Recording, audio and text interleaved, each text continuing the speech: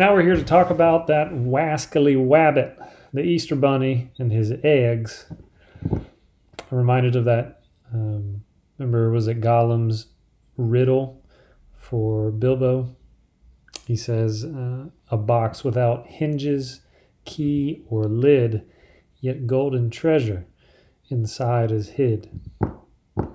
So in case you ever want to ask your kids an egg riddle, there you go.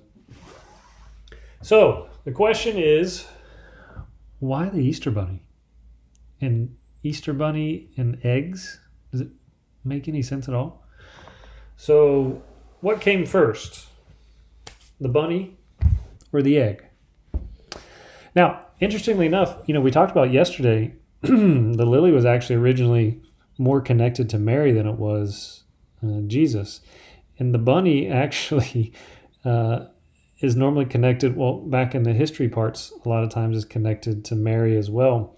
Apparently there was like a Middle Ages thing where they thought that bunnies conceived virginally as virgins, and so somehow they got connected to Mary. So apparently they said that there were some paintings and mosaics and stuff that actually connect her to the bunnies. The history of it, as far as connected to Easter, some say all kinds of different things. You'll see some people say, well, it was a fertility goddess. Remember that Ostra fertility goddess in the beginning of the week we talked about, from where Easter kind of comes from, that Anglo-Saxon Germanic tribe area. So they say that bunnies are connected to it.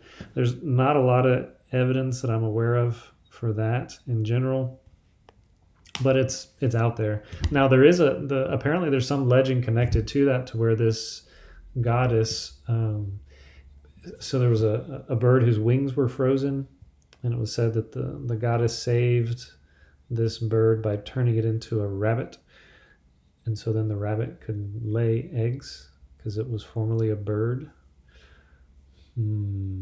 Anyway, but why do bunnies have eggs? Who knows?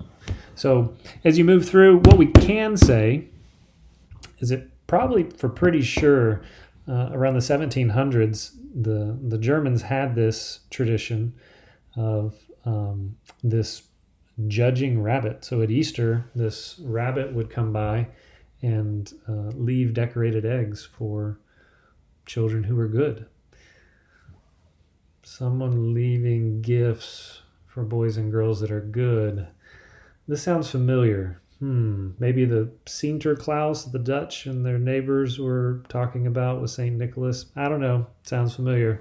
Anyway, in the 1700s, when they come over into the Philly area and places around there, German Lutherans brought this over to the U.S.